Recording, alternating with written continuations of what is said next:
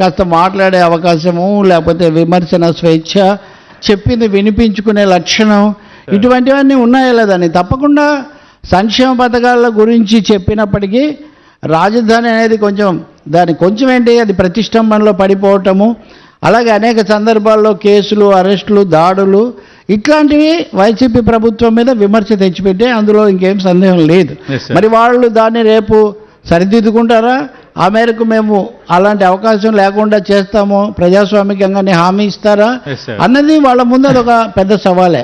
మూడోది, ఇందా మీరు అన్నట్టు మన దేశంలో ముఖ్యంగా ఉపాధి, ఆర్థికంగా బతకటం, ఎకనామిక్ యాక్టివిటీ ఇది జరగాలని కోరుకుంటారు.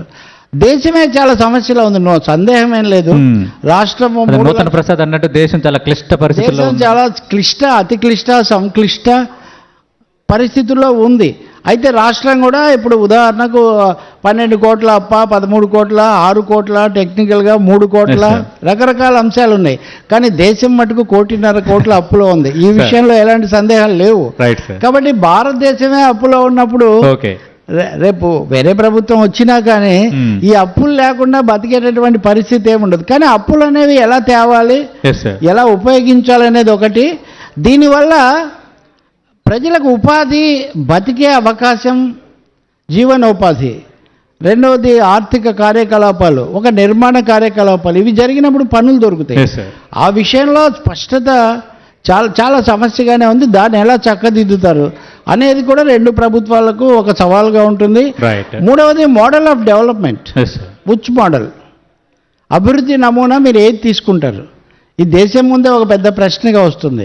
ఇప్పుడు విశ్వ గురువు, చాలా బ్రహ్మాండం అభివృద్ధి అని ఏం చెప్పినా కానీ ప్రపంచ బ్యాంకు, IMF 2 రోజులకు ఒకసారి మన అభివృద్ధి రేటు 7%, 6%, ఇట్లాంటి ప్రశ్నలు కూడా వస్తున్నాయి. కాబట్టి ఆంధ్రప్రదేశ్ వ్యవస్థ గురించి ఇంతకుముందు కూడా ఆంధ్రప్రదేశ్ అనేది 1924 మధ్యలోనే కాదు కదా, 14-19 ముందు, అంతకుముందు అవిభక్త రాష్ట్రం కూడా ఉంది.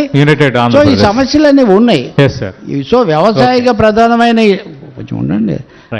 ప్రధానమైనటువంటి ఈ రాష్ట్రంలో కనీస పారిశ్రామికీకరణ ఎలా జరగాలి, ఆర్థిక పునరుజ్జీవనం ఎలా రావాలి అన్నది, దానికి ప్రభుత్వ పథకాలు, సంక్షేమం అనేవి తోడవుతాయి, మనుషులకు తోడవుతాయి. కానీ అవే రాష్ట్రాన్ని పూర్తిగా తీసిపోయే అవకాశం ఉండదు. దానికి సంబంధించి ఒక సమగ్రమైన ప్రణాళికతో ప్రజలను ఆకట్టుకోవడం కూడా కాదు, వాళ్ళను విశ్వాసం పొందేటటువంటి ప్రయత్నం రాజకీయ పార్టీలు చేయాల్సి ఉంటుంది. ఇంకోటి